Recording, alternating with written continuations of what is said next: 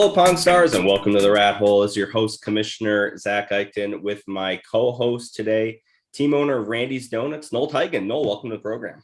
Thank you. Glad to be here. Thanks for having me. Yeah, it's wonderful to have you back here. Fresh off a win. Can't wait to get into that. But how you feeling coming into week 5 here? Terrible. Oh, no. Oh, no. There's not much hope left on the 90s Donuts. We've had a few pep talks with the teams coming in and out of halves after games throughout the week, and there's just no hope on the team. Well, maybe some analysis of your game here will maybe turn that around. Maybe not. There's Probably not. Yet. Probably not. But let's go ahead and get into that analysis of what happened this past week. And let's actually let's start with your game. Closest matchup of the week. Yeah. With you sneaking a victory out 100.78 to 98.76 over the dog sniffers. Yeah, that's what you call a sneak. That is quite the sneak. Yeah, that's tough. This is the second game already on Thomas's season where he's lost by less than 2.5 points. And if we go back to last year, starting in week 10 of last year, he's lost by less than 2.5 points 5 times already. Oh my gosh. It's been tough. It's been tough sledding, of course, for the dog sniffers. But it's a good win for Randy's Donuts as you move to 1-0. Looking at your team here, what player are you most happy with right now, given their performance? I didn't know that I was only 1-0. It's good. I like that record a lot better than 1-3. 1-3, 1-0 in week 4. But the player that I'm most happy with is Herbert. He's struggled out of the gate a little bit. I don't know if it was him or just the way that their team is functioning. But he's been consistent all year, and he's starting to throw dimes in the end zone. And their offense, it looks very well run. Eckler's running the ball really well, which has helped keep players out of the box. Same, yeah. And so they're not able to blitz as much because they have to be in the box, and so that opens up the passing game a little bit more for Herbert. So he's been playing well. Excited to have him on the team this year. Go Ducks! Yeah, I'm a big fan of Herbert, especially with how he played in this last game by just not at all giving Mike Williams the time of day. What a superb guy. Knowing I have a big matchup against the Lock Pops, as we'll get over there in a second. But I'm really liking DK on your team right now. He's sort of meeting expectations, but right now on your team, that's not. Yeah, he's to say. So he's my favorite guy coming in off your squad this week. I mean, Metcalf, he's been performing well, consistently getting 8 targets about a game, which is good. Russ and that Pete Carroll, their relationship seems to be kind of stringing out there. We'll see what happens with that offense here pretty quick, but luckily Russ has that relationship with Metcalf, which is much better than with Carroll. So hopefully Metcalf can start exceeding expectations instead of getting that 4 for 60 and a touchdown a game, but we'll see what happens. Yeah.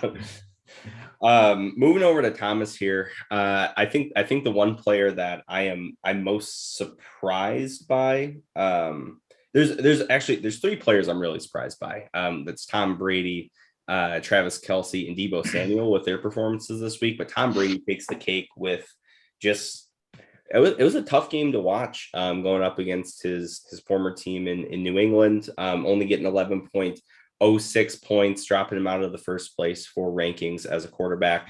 I was surprised by this. What are your thoughts on that? I wasn't terribly surprised just because of the weather that they had. It was pouring rain down there. And even though Mac Jones seemed to be able to get the ball in position for his receivers to catch it, the Bucs receivers, there's a few times Antonio Brown let it slip right through his hands. Tom was overthrowing some of his receivers. So I'm sure it was different not having Gronk as his tight end in the red zone, but there just wasn't that connection there. But the Bucs didn't need it, luckily. Thomas did, but I was okay with Tom not throwing a touchdown or anything that game. Yeah, that was a fun game to watch, but I was surprised there. Let's move on to the next matchup here. We'll go to mine, the Gluten Freaks versus the Lock Plopstas.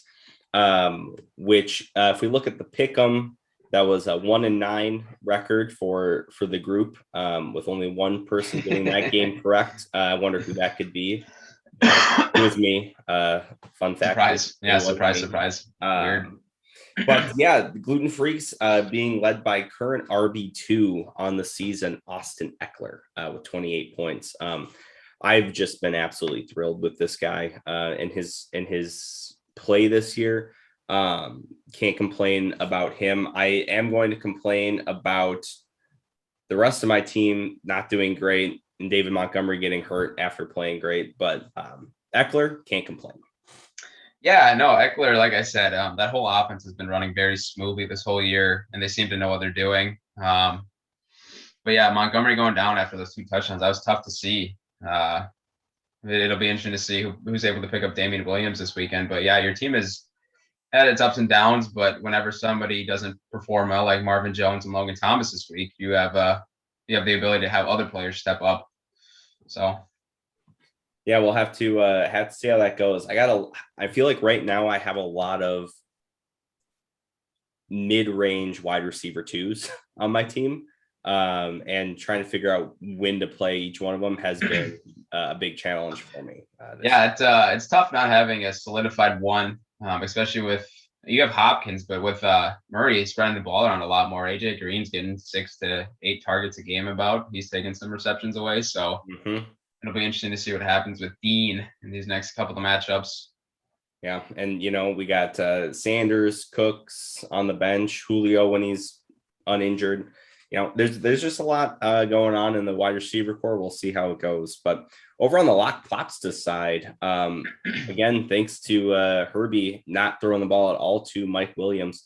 Mike Williams coming into week 4 as the wide receiver 2 on the year, and leaving week 4 not that, with only one reception for 11 yards. Yeah, that ended up being pretty lucky for you. Mike Williams was deep. He burnt the corner on an 80-yard, what would have been an 80-yard touchdown, but Herbie just overthrew him. Whether or not that would have changed the matchup, I don't know. But yeah, Mike Williams has looked very good this year. So it was a surprise to see him only get 4 targets yesterday. And another surprise to me was the Packers. They went away from what usually works for them, going away from Aaron Jones and Devontae. I mean, Devontae had 11 targets, but not having the 2 touchdowns that he typically does was a little bit strange to see. But I mean, I guess it just all played out to the game plan against Pittsburgh, who seems to be terrible this year. So yeah, it was tough to see John's players not perform as they usually do, but I'm sure you were happy to see that. Oh, thrilled. Absolutely thrilled. I really thought it was going to be another death by Cooper for me this week. I had Amari Cooper week 1 absolutely roast me, and then Cooper Kupp, and then another Amari Cooper thanks to the Drew and John trade. I was very worried, but especially after the Logan Thomas injury. But luckily, the rest of the team was pretty quiet for the Lock Plopses. Lock Plopses moving to 2-2 as well. And definitely a tough week for John. We'll see if the team can bounce back next week. Yeah, it's been an interesting fantasy year. I'm sure we'll get to that a little bit later too. But yeah. Let's move over to matchup number 3 here, which is the Imposters with Kukak versus the Spring Chickens. Lucas getting his highest ever points total in the at 162.36, which outpaces his 157 or whatever he had previously. In large part here to Scordero Patterson, RB3 currently in fantasy rankings. For those who can't see, which is everybody, I'm shaking my head, not only in disappointment that somehow he's his running back too, but in astonishment that he's his running back too. Yeah. But also, I mean, 3 touchdowns. You can't complain. No, I know. Okay. Having Cordero as a flex, fine. But having him as your running back too, and I know Lucas, he needed him. And it worked out. I don't know what the Falcons are doing, but they found something that worked in Scordero Patterson. So I mean, I do think Scordero was in the running back spot because Henderson had a later game and Lucas was playing a smart fantasy manager position there. But yeah, I mean, this team really came to play, even without Kittle and Thielen doing what they normally do. Henderson had a great game. Prater, the Bills, Barkley, and even Russ Wilson played well. He did have a fumble, but really solid performance from Lucas. And the exact opposite can be said for Brennan and his Spring Chickens, going to his lowest total score of the year and his third score under 100 in the year as well. Yeah, it like I said earlier, this year's been weird. And with Kukat getting 162, it's always interesting to see who performs well and who doesn't. Because like you said, Thielen and Kittle only had 6 each, and they're usually good for 12, 14, sometimes 20 points. And so he even left some points on the table out there with Scordero getting those 3 touchdowns. But yeah, it was tough to see Swan's team perform like this. He's got 2 strong running backs in Carson and Cook, but that Seattle offense, it's weird because I feel like Pete Carroll wants to run, but the offense goes through Russ. And so it's interesting to see that dynamic. Like I said, like their relationship seems to be stretching and getting close to being gone. But yeah, that Vikings Cleveland game, Delvin had no room to run. So he didn't do anything for him. And somehow CeeDee Lamb only got 2 points. And that was very strange to see to me. So it was, like you said, it was a tough week for Brennan this week. Yeah, it's definitely a tough week for Brennan. I mean, we talked about that game in New England where, it was tough for receivers all around. But I think what was really tough to see is Brennan starting Tyler Conklin. I don't know what led him to do that. But Conklin had he had an anomaly of a week last week. Yeah, scoring that touchdown. Did he even have 2 last week? I don't remember. But yeah, and Swan, with Gronk being out, he just had to kind of reach for somebody. Not like there's any good tight ends in the league besides the top 3. Right. So, I mean, he's just kind of pick and choose at that point. And since Conklin had a good week, you never know. Yeah, and it was tough to see for Brennan too. He had to play J.D. McKissick last week with the Dalvin injury. Who, when he only got 4.8 points, didn't play him the other 2 weeks when he played against the Giants and Atlanta, though, and ended up getting, double digits. Tough to see that on the bench, but honestly, would not have even made close to a difference. Exactly. Because Lucas's score was just outrageous. That you don't see that every week. That's for sure. With the Bills defense getting 24 points, but yeah, I guess against Houston in the rain, I can expect that from the Bills, but probably not every week. No, it's this past week it was interesting, much as the first 3 weeks. So, all right, let's move over to our 4th matchup here, where we have the Googled team names versus Jack's on, Jack's off in the battle for the golf ball whacker guy traveling trophy between Josh and Sam. Sam was holding the trophy prior to this game, and now that moves over to Josh, and that has been updated on our trophies page on the Pong Stars website. So take a look over there. But Josh getting a win, 133.84 to 121.32 over Sam. I guess the biggest sadness here for Sammer is probably watching Taysom Hill rush for 2 touchdowns instead of Alvin Kamara. Yeah, and then it's not like Kamara didn't have a good game or didn't deserve touchdowns. He had 120 yards on 20-some carries. But that's just who Taysom is, and that's how they run that offense when he's in the game. It's not through Kamara anymore. It's through Taysom Hill. And so that's just the risk you get with having Kamara this year with Drew Brees gone. So, yeah, it definitely sad to see from Sammer's point of view. But one thing to really highlight Sam's players here is DJ Moore getting nearly 30 points. This guy is pretty awesome right now, wide receiver 4 on the year. And he is really connecting with Sam Darnold down in Carolina. Yeah, they definitely found something with Darnold and Moore. I don't know what Matt Rule knew about before bringing Darnold in, or if they were able to find that connection when they brought Darnold in. But yeah, they definitely strung up some sort of relationship and are leaving Robbie Anderson out to dry because he has done nothing this year. But yeah, and I think another nice surprise for Sam is Leonard Fournette. Everybody knows that the Bucs running backs can be in the doghouse after one play. And that's what happened with Ronald Jones, as Bruce Arians said that Fournette is going to be their starting running back right as of right now. And so it'll be interesting to see if that continues going forward, because if he has Kamara and vintage Fournette playing for him, he's got two strong running backs as well. Yeah, I am wondering here what Sam is going to have to do about Josh Jacobs being back. He had kind of a quiet week in his return here, and he is still kind of in a timeshare with Kenyon Drake. Not all that much. Peyton Barber got injured, so it really increased Jacobs' role in his return here. But moving forward, it'll be interesting to see how Sam handles that in the running back spot. Especially with Latavius Murray and Javonte Williams potentially getting in that playing time as well. But for Josh's team here, couple things to note. First, real down week for Cooper Kupp this year. He had to come back to earth sometime, 8 points, but ended up not mattering as Josh was able to move into another win here.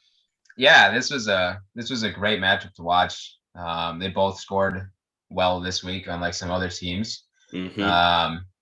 But yeah, it was interesting because I think we were all waiting for Cooper Kupp to come back down, like you said, and getting 8.9 points. I mean, that's not what you want from the number one wide receiver. I mean, he had 13 targets, so they missed on numerous occasions. But it helps when you have Terry McLaurin get 2 touchdowns against the horrible Atlanta defense, as well as James Robinson and Zeke both getting to 20 points again this week. So Josh had a strong showing this week, so it'll be interesting to see if he's able to keep it going forward, especially with AJ Brown being out this week as well. So yeah, it's definitely interesting to see how how much James Robinson has increased after those first couple of weeks. Smart of Josh to continue to play him. I think Jacksonville finally remember they have a running back, which has been helping their game for sure. Yeah, Josh knew what he had in James Robinson, but Urban Meyer didn't realize. He still doesn't realize what's going on. Josh is a better coach than Urban Meyer. Confirmed, yeah. And so I think it's a good play for Josh to keep him in the lineup, because even if, well, at some point, fingers crossed, hopefully Urban Meyer gets fired for being the bozo that he is. I think once they get another coach in there, I think they will realize that James Robinson is that guy for them. So, yeah, we'll have to see how the offseason shapes up, and we'll have to see how James Robinson performs this year. But the introduction of Travis Etienne back into the mix going into next season could be a problem for Robinson again. But yeah, that's next year. Josh has got a good back in James Robinson for this year, though. Absolutely. All right, let's move on to our last matchup here, which was our game of the week and the introduction of the bowling man. Between Drew Mahowald and Tony Townsend, Gruesome Grinders versus Worse Than Trash. And let's just say Worse Than Trash was Gruesome Grinded in this matchup here, 136.02 to 104.2. Yeah, Tony forgot his bowling shoes this week, that's for sure. I think he got fooled. I don't know how much attention Tony pays, but with Campbell, the Lions head coach, saying that they're going to be seeing a lot more Swift. I think he got fooled by that because somehow he only had 8 carries in this game, and so he only got out for 6 points, which is tough to see. It definitely isn't going to help against somebody who scores 130 points and has a receiver go for 47 or 900 or whatever it was in Tyreek Hill. Yep. But yeah, I mean, I don't think there's anything Tony can do. 130 points in a 10-man league, like, it's tough to beat unless you get some people going off for you. Like getting over 100 points, I feel like is solid, because that means you have numerous players getting high teens, 20 point performances. So, I mean, Tony had a good week. He just had a couple of mishaps, which, I mean, that's fantasy. So yeah, nothing on Tony's end. No, it was definitely a tough week for Tony. Tony is relying a lot on the Lions offense. With not what you want to see, but which is not great, not the best team to be reliant on. Typically they've been playing well, but the real standout here so far has been, to me, the absolute difference that Najee Harris has made in the running back room for this squad comparatively to the first overall pick of last year's draft with Clyde. Yeah. Harris has been above and beyond that. And obviously I'm jealous of that, but that's really what that was really a solid pickup by Tony. He was I know going into the draft, he was probably not going to take him without the Dobbins injury. And I think he made a great pick. So he got lucky with that news. Yeah, I mean, as bad as it was for Dobbins to get injured, it helped Tony in hindsight, like you said, because he's just going to be that workhorse for them. Hopefully he doesn't get injured. I don't wish injuries on anybody, but it's always a problem, or it can be when you get that many touches in a game. So we'll see what happens.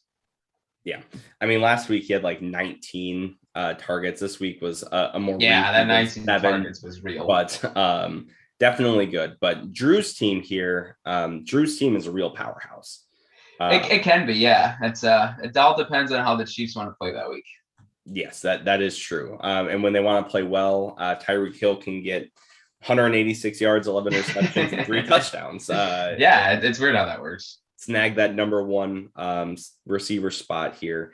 Patrick Mahomes, Derrick Henry is the number one running back. Pat Mahomes number one QB right now, and then the pickup of Giblet over the last week has been great so far. Yeah, I would agree with that. Gibson's a good back, and I know I questioned John when he drafted him last year, just because I know that he was a receiver in college. Well, everybody knows that, but I was hesitant to draft him, but John saw something in him, and he was able to make a trade, which helped his team this year for him. But yeah, Derrick Henry, I don't understand how he continues to just be as good as he is, with the amount of touches that he gets. It's insane to me. And yeah, it's crazy, but it's so much fun to watch just because he doesn't slow down. And so like, as much as I envy trading him to Drew, it's like you can't help but root for the guy just because he's just insane. Absolutely. Well, congrats, Drew. Your trophy is now in the trophy case on the Pawn Stars website. So go take a look at that. It should be updated by now. But let's move on here. I got a fun fact of the week, actually, while we are talking about Drew's team. So let's head on over there now.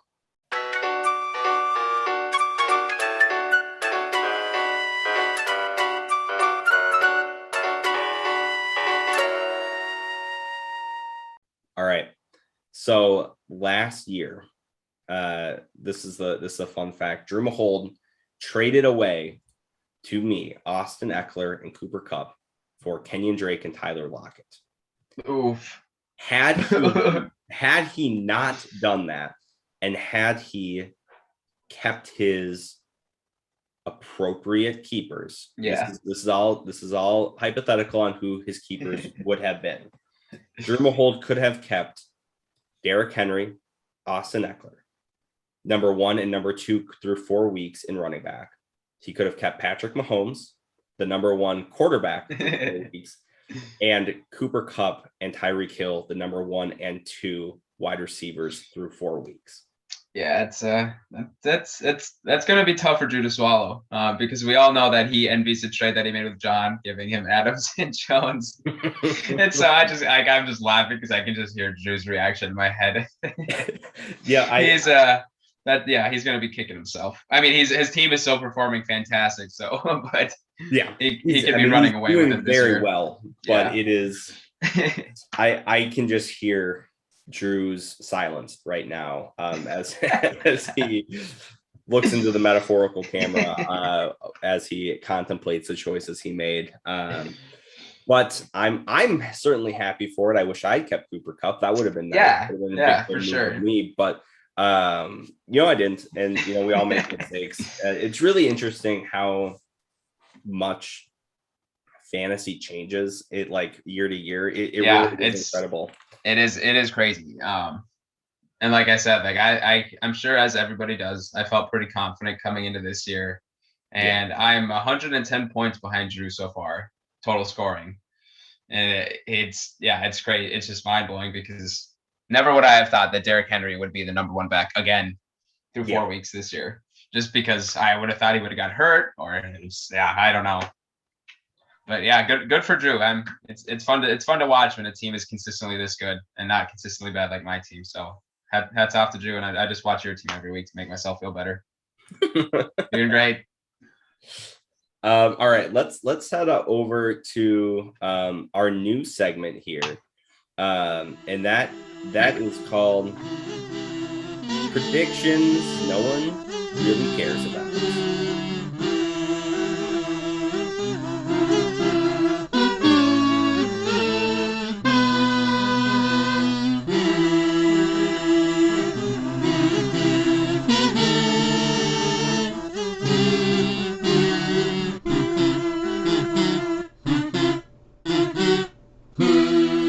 All right, folks, this is predictions no one really cares about. This is where the segment that Noel and I take a player that doesn't really have any real fantasy impact and make a menial prediction about them. An example, of course, is that bet I made with John of Nyheim Hines averaging between 8 and 12 points this year in fantasy. And I'm very excited to introduce this segment because I think it is something that we can check back on later, but it doesn't actually impact anything. So for my first prediction that nobody really cares about because it doesn't impact anything is that former certified first rounder Philip Lindsay will not score more than 9 points more than twice this season.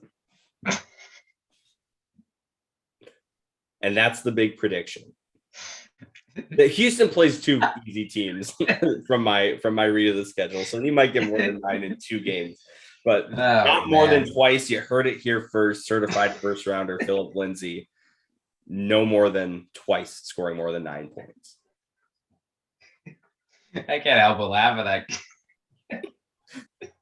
That's just something so foolish. It's a good prediction. I mean, I think it is. I mean, it is a good prediction, that's for sure. But it's just like, it's, as goofy as this segment was, I did not think I would laugh that much. But God.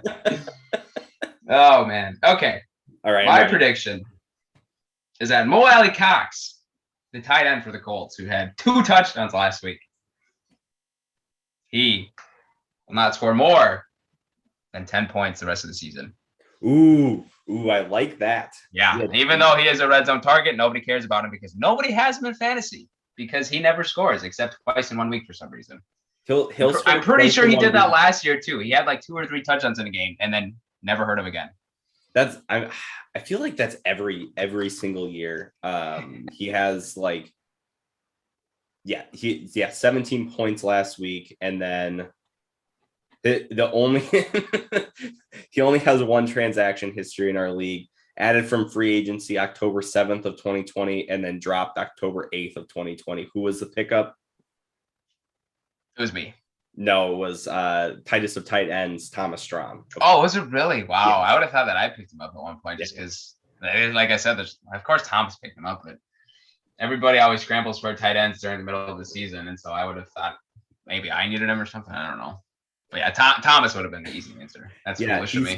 He scored 13 and a half and then 12 and a half 2 weeks in a row, and then just evaporated into the ether and never did anything again. Sounds about right.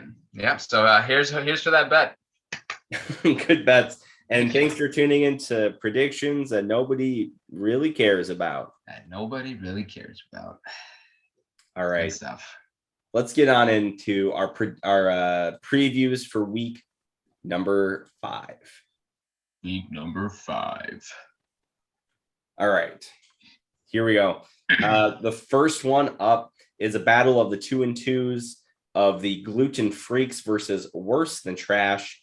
The Gluten Freaks obviously coming off of a injury with their RB2 of David and Montgomery, and Worse Than Trash coming off of a tough loss and wanting to get back in it, get to that 3-2 mark. What player on each of these teams are you watching this week, Noel? So for Tony's team, I'm interested to see Diggs' performance. He's been consistent around 10 to 15 points every week, but he hasn't had that big week yet that he had numerous times last year. Mm-hmm. And so he's receiver 19, which isn't bad, but for Diggs, I would have expected more, and I'm sure everybody else was as well. So I'm going to be interested in watching him, especially against the Kansas City Chiefs, whose defense is like, I don't know, it's Play-Doh. It's people just run all over it, and yeah, it's crazy. But then for your team, for the Gluten Freaks, I'm going to be interested in Eckler. He's been dominating this year, like we talked about, and so I want to see if he's able to keep it up, especially against a tight run defense that the Browns have, holding Dalvin to just a few yards last week. So it'll be interesting to see what the Chargers are able to cook up against them. Yeah, that's definitely going to be one to watch for me. I think on my team, the player that I'm currently having to watch most closely is Michael Carter, my now RB2, which is tough to see. But going against an Atlanta defense that has given up a lot of points to running backs. Good old Atlanta. We're gonna see this. I mean, honestly, this matchup is the reason why he's currently in contention to be in that RB2 spot. And that is the guy to watch, because if he's going to have a breakout game as a rookie, it's going to be against this team, because he can't. And it's in London, so yeah, he can't do it against the Jets because he's unfortunately there. Yeah. So we'll see if that's able to do it. Let's see if he gets some London magic. Yeah. Guy I'm watching on Tony's team here is going to have to be TJ Hawkinson against Minnesota. I don't know. I'm not convinced that the Minnesota defense is any good, but I'm also not convinced that the Lions offense is any good. So yeah, it's going to be interesting to watch. Yeah, I don't. Hawkinson's weird.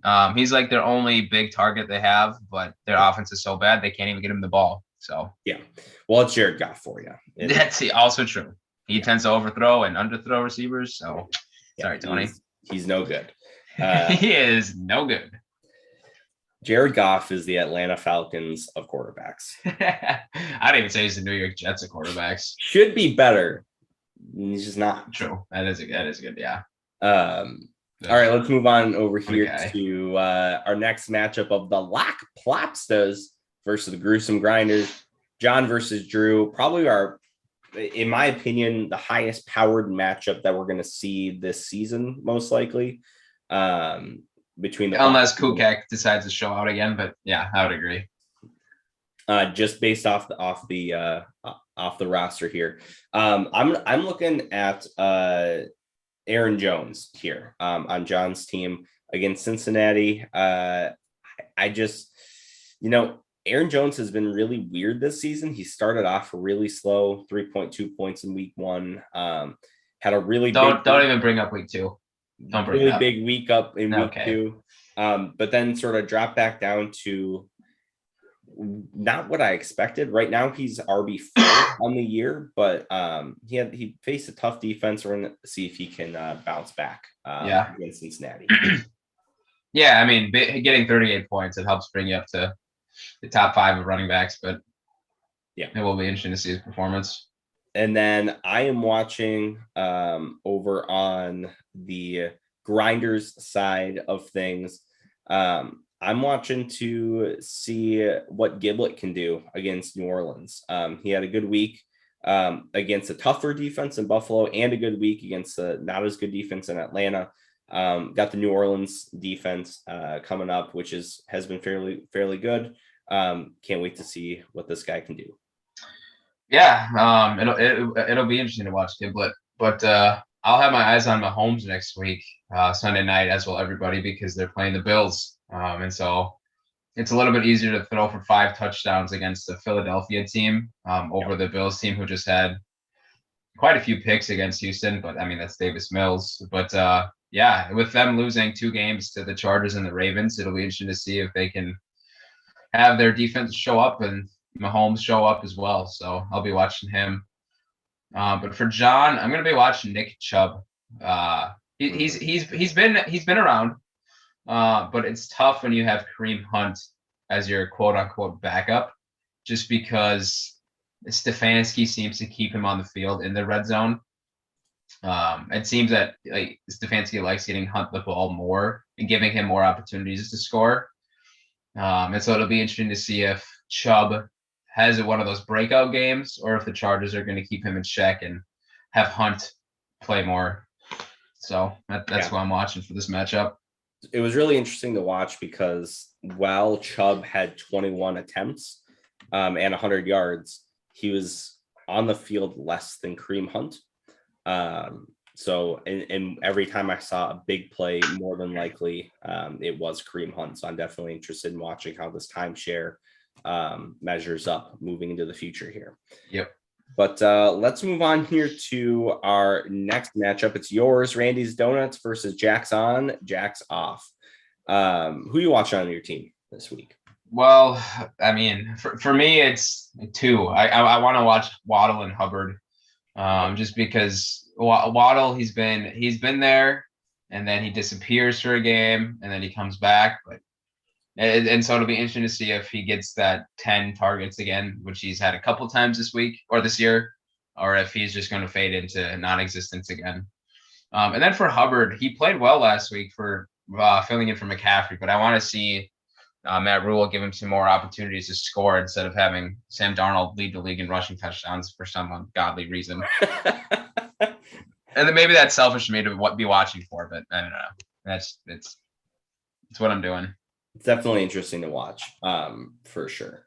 I'm watching on your team here. I'm watching Kyle Pitts.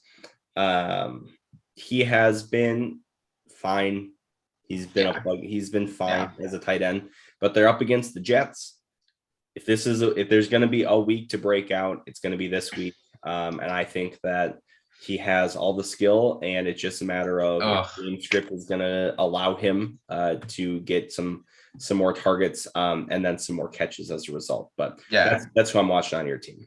Yeah, the tough part for me with Pitts is he's had the opportunity. He gets almost 9 targets at least a game, but I don't know if it's because Matt Ryan is a boomer and he can't connect with the youth and 20-year-old Kyle Pitts or what. But they just can't seem to find that connection. So I like it would be nice to see him have a good game, but I mean, getting 7-ish points from a tight end that is in the top 3, it's fine. Yeah, and that's exactly it. It's fine.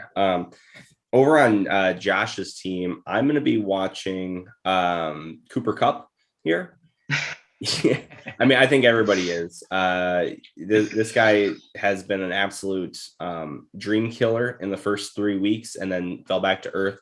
But I am very excited to see if those first 3 weeks were the pattern or if it was just like defenses figuring out that they need to cover Kupp more than Woods at this point, which I think is very possible. Yeah, I mean, him and Stafford really hit it off, it seems like, and they have some sort of strong connection where they know where each other is going to put the ball, and so Kupp is always in that right spot. And they're playing against Seattle, who isn't the best passing defense, so it will be interesting to see if Kupp goes to the moon again or not. But for me, I'm going to be watching Zeke because he had a 2-touchdown game last week. And that hasn't happened for a long time. It feels like Zeke has really been lackluster. And so he gets a pretty easy New York Giants team.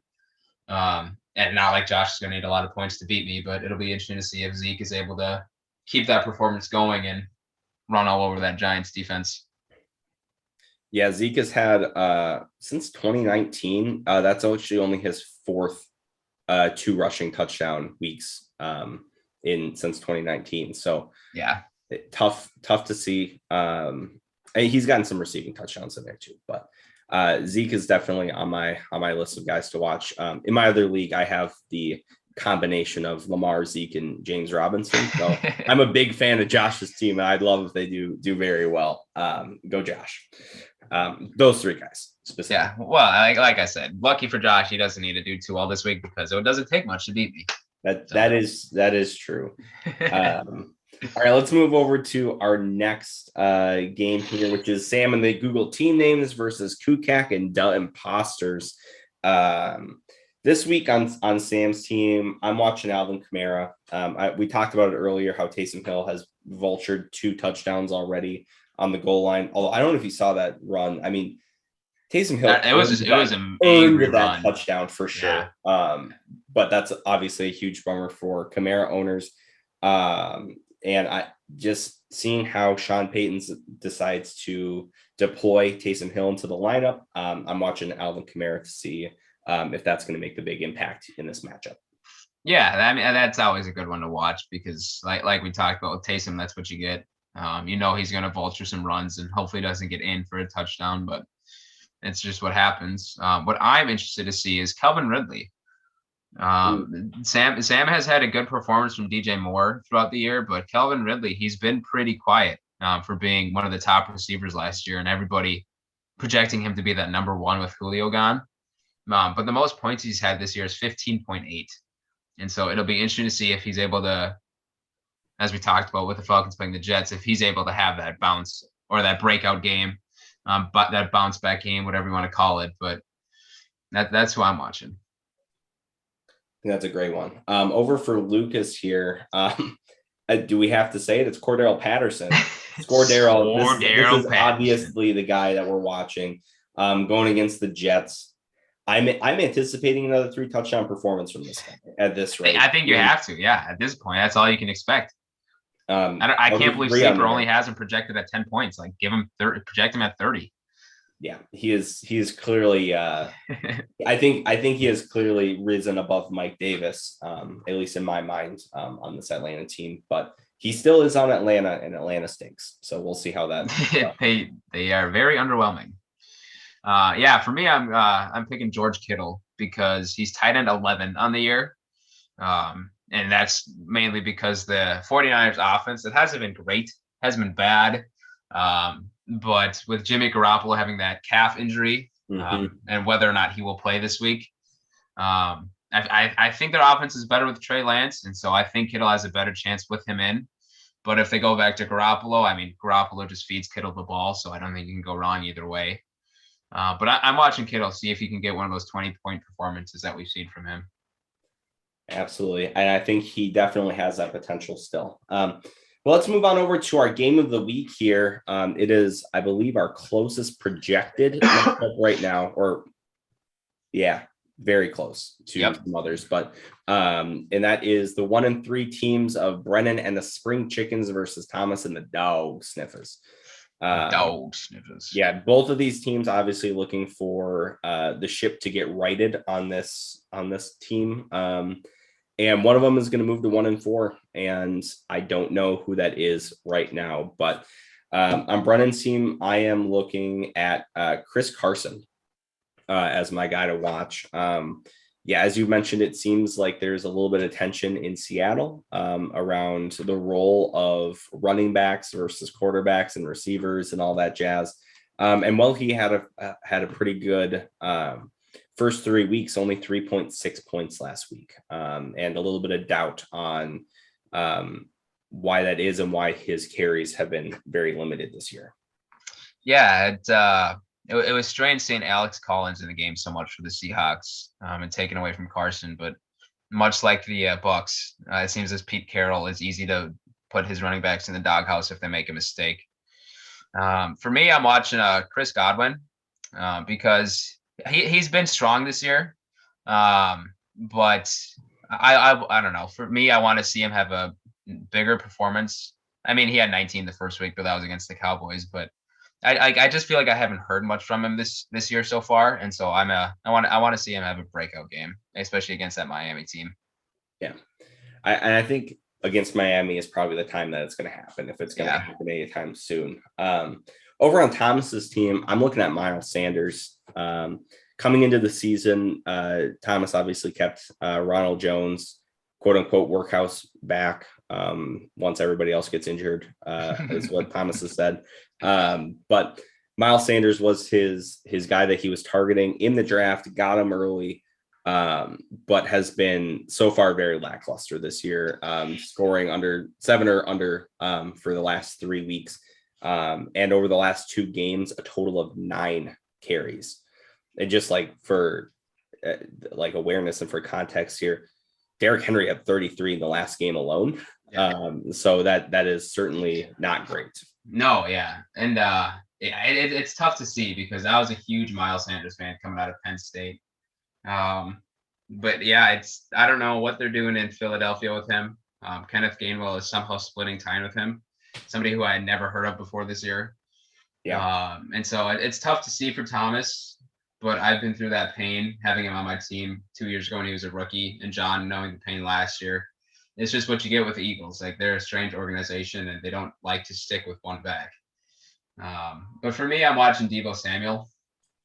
He's had a couple of huge games this year so far, and so it'll be interesting to see if they just keep feeding him the ball, or if they're gonna try and find some other people in the offense, because it felt like last year Deebo would have a good game and then he'd be quiet for like 5 weeks. Yeah.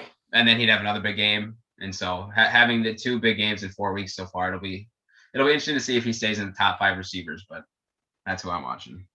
Absolutely. All right, folks, that's going to do it here at the Rathole. Thanks for tuning in, and we will catch you next time. Bye.